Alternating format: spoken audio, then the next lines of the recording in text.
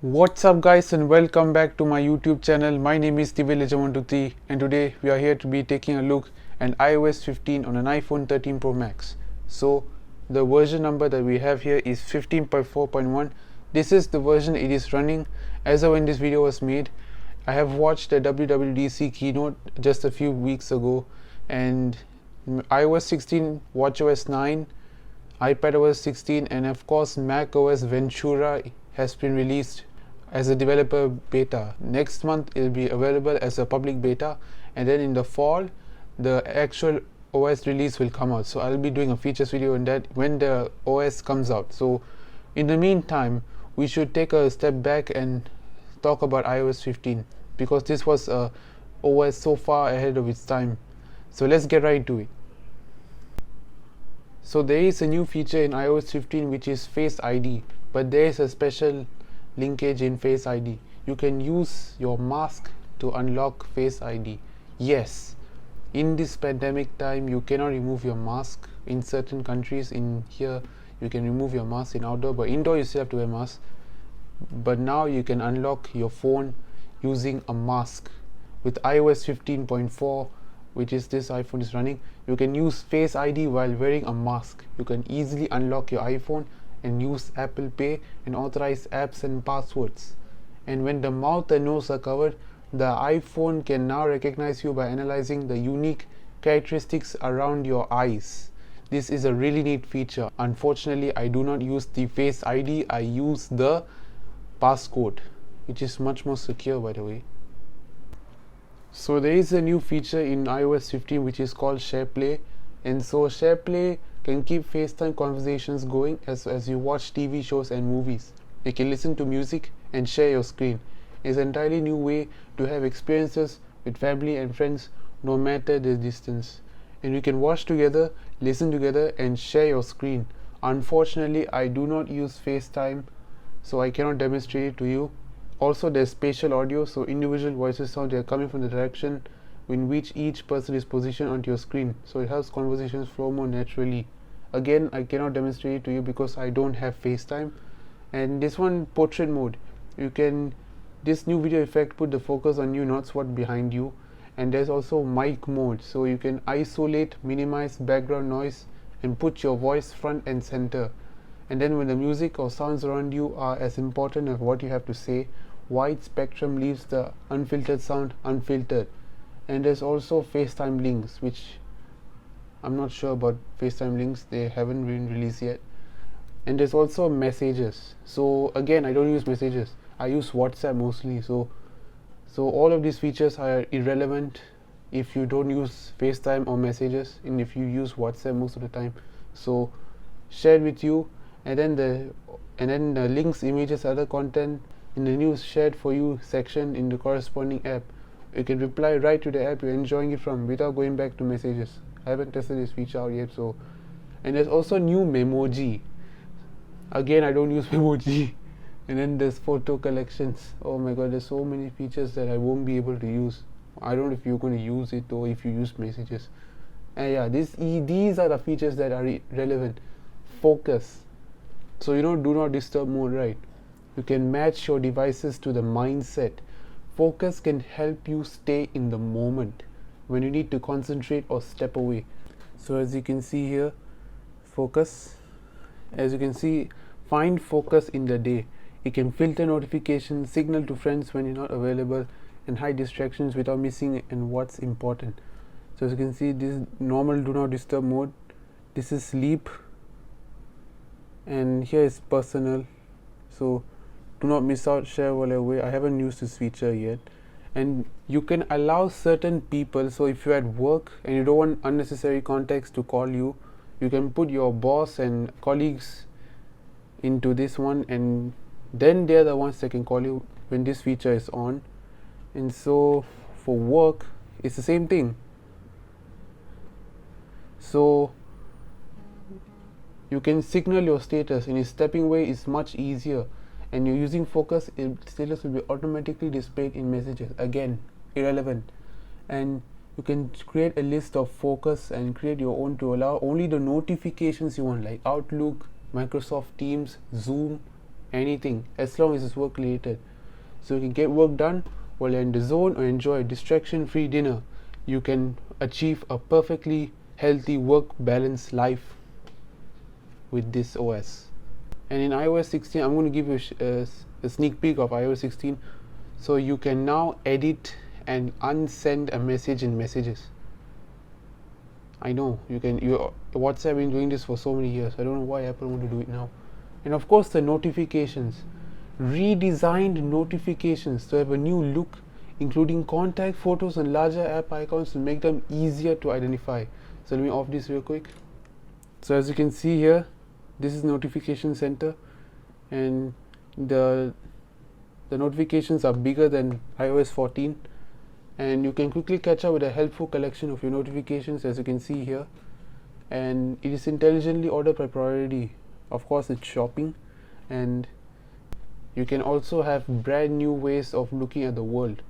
Exploration has never been looked better.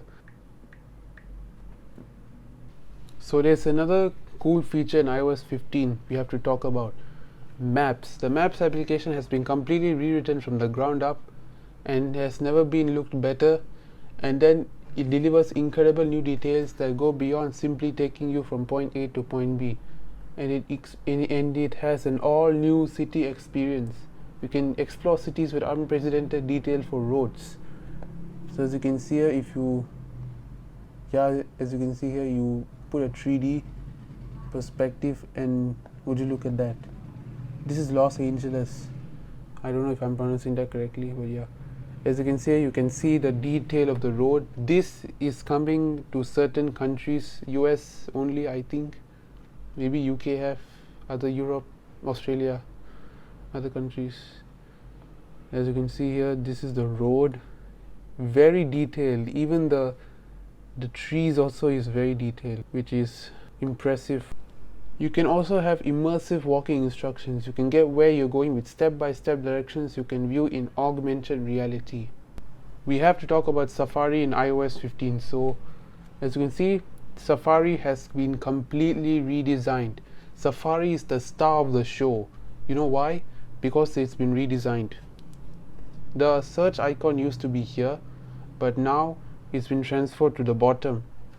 So you can type whatever you want, like here. As you can see, WWDC introduced the M2 MacBook Air, and yeah, this one, the 3rd gen AirPods, and the 13-inch MacBook Pro M2. And yeah, you see the bottom tab bar puts controls at the fingertips. You can swipe, which is really convenient. You couldn't do it in the older versions, so it's a really good feature that Apple has added. And you can also put multiple tabs, which is neat. And you can search the web using just your voice. And then you have extensions. However, this is only applicable to Mac OS, not iPhone or iPad OS. So yeah.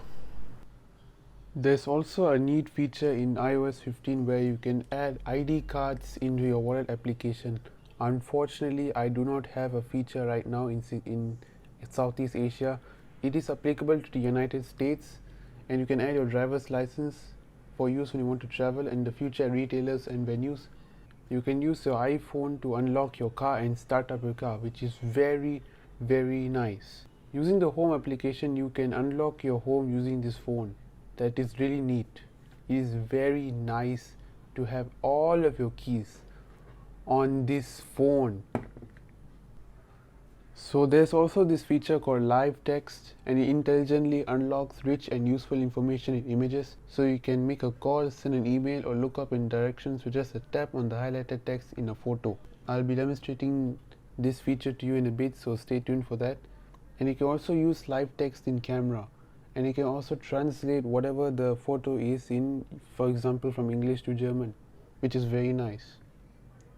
And there's also visual lookup, so you can learn more about your photos that way, and you can learn more with a tap. So Spotlight shows you more information at a glance with new rich search results for artists, entertainers, TV shows and movies, as well as for the contacts. So as you can see here, I'll just type in, as you can see here, you can learn more about the artist. So Spotlight has been redesigned from the ground up. And there's also Photos, which has interactive memories with a new look, and it includes a new interactive immersive interface along with new memory mixes that can personalize the look and feel of the story with the song and the vibe to match. And you can also add Apple Music. The ones you purchased already, you can add the songs inside to your photos to make it more extra special. And there's also important updates to health. So there's more updates to Health app. They can give you new ways to share data with your loved ones and healthcare team and assess the risk of falling. And of course, Apple prizes this feature for so long: privacy. So privacy, great features should not have to come at the expense of your privacy.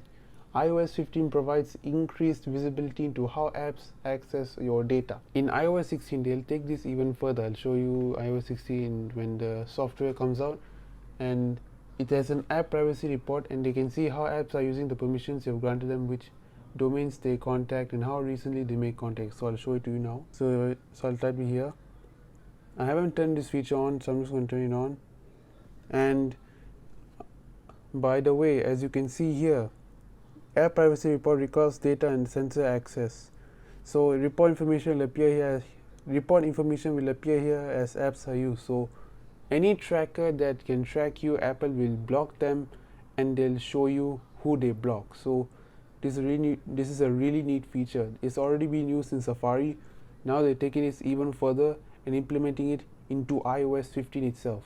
And of course, iCloud Plus. And iCloud Plus is now with Apple One, if I'm pronouncing this right, Apple One, which comes with Apple News app, iCloud, and Apple TV Plus, I think.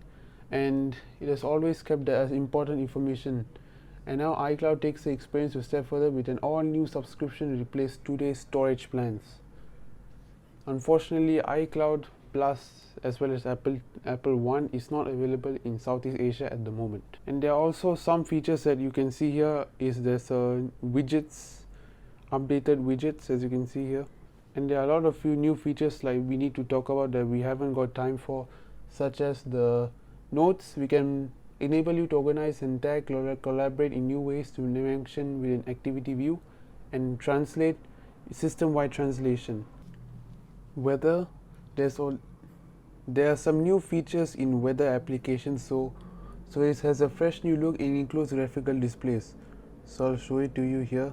As you can see here, there's a bigger icon, and as you can see, there are a lot of complications including wind speed, pressure, visibility, and basically the weather forecast. And as you can see, there's a clouds and there's a stars. Pretty nice actually. And there's also widgets, new improved widgets, and there's also Find My and Series, and you can also ask Siri to share items on screen like photos, web pages, news, and more. And you can see your families and friends' locations with continuous updates.